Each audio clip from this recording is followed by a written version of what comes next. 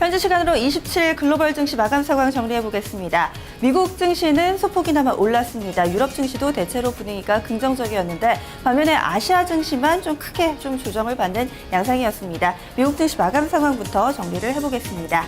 미국 증시는요, 앞서 데이터 센터에서 보신 것처럼 소비자 심리 지수가 좋았습니다. 예상치, 저널치 모두 다 상회하는 흐름을 나타냈는데요. 이 부분이 호재였습니다. 하지만 이라크 쪽에서의 내전이 장기화되는 부분이 나타나면서 상승 탄력은 다소 제한되는 모습이었고요. 장중되는 보합권 위아래로의 등락 과정. 하지만 막판에 이렇게 경제 지표가 좋았다라는 점으로 인해서 플러스권에서 마무리 지을 수 있었습니다.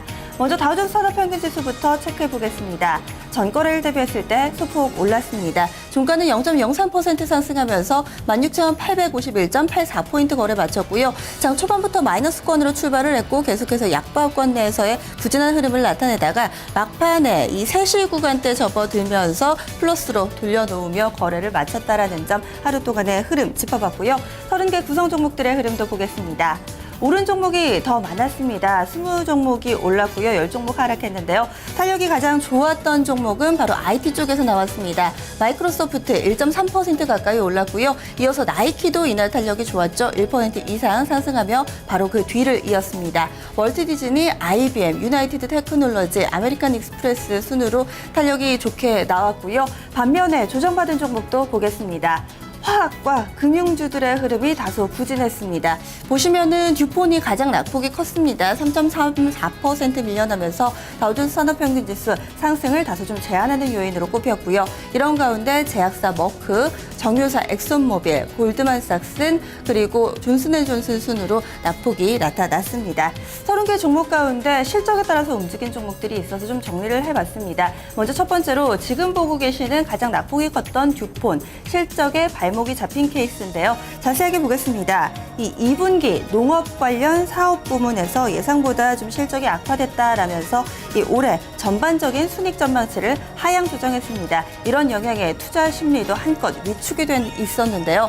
3.34% 하락을 하면서 65.44달러 거래 마쳤고요. 장중 내내 3% 안팎의 하락 흐름을 유지하면서 부진한 흐름을 나타냈습니다.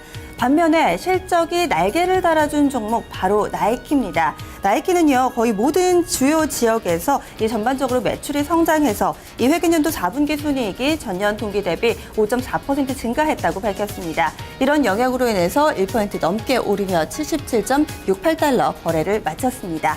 이어서 S&P 500 지수도 보겠습니다. S&P 500도 플러스권의 거래를 마쳤습니다. 하지만 주간 기준으로 봤을 때는 다소 아쉽게 0.1% 조정받는 한 주였는데요. 종가 보겠습니다. 이날은 전날보다 0.19% 상승하면서 1960.96포인트 거래 마쳤습니다. 역시나 앞서 보신 다우존스 산업평균지수와 마찬가지로 막판에 플러스로 돌아서는 흐름이 특징적이었습니다. 이어서 나스닥 지수 볼까요? 나스닥도 전거래일과 대체로 비슷한 수준으로 거래를 마쳤습니다. 0.43% 상승한 4,397.93포인트 거래 마쳤고요. 장중에 계속 보합권 위아래로의 등락 과정, 그래도 이 나스닥 같은 경우는 이날 하루 동안에 플러스에서 움직인 시간이 3대 지수 가운데 가장 컸다라는 점도 눈여겨보시기 바랍니다. 이어서 유럽 증시 넘어가겠습니다. 유럽 증시는요, 이 미국 증시 쪽에서의 경제 지표가 좋았다라는 점 역시나 호재로 작용을 했습니다. 하지만 이라크 쪽의 폭력 사태가 지속되고 있다는 부분, 따라서 상승폭이 제한되는 흐름이었는데요. 먼저 영국부터 보겠습니다. FTSE 100 지수 0.3% 상승을 하는 흐름이었고요. 이 닥스 30 지수 0.1% 전거래일과 대체로 비슷하게 제자리 걸음했습니다. 이런 가운데 프랑스 CAC 40 지수만 밀려났는데요. 0.1% 조정받았습니다. 상승과 하락폭이 상당히 제한되는 유럽 증시 상황이었고요. 이어서 아시아로 넘어가겠습니다.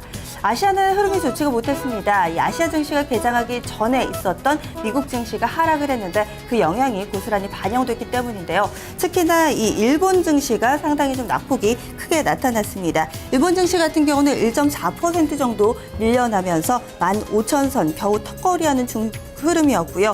중화권 증시 같은 경우는 홍콩 H주를 중심으로 해서 일제히 하락했습니다. 하지만 홍콩의 항생지수 같은 경우는 현재 보고 계시는 것처럼 플러스로 마무리가 됐고요.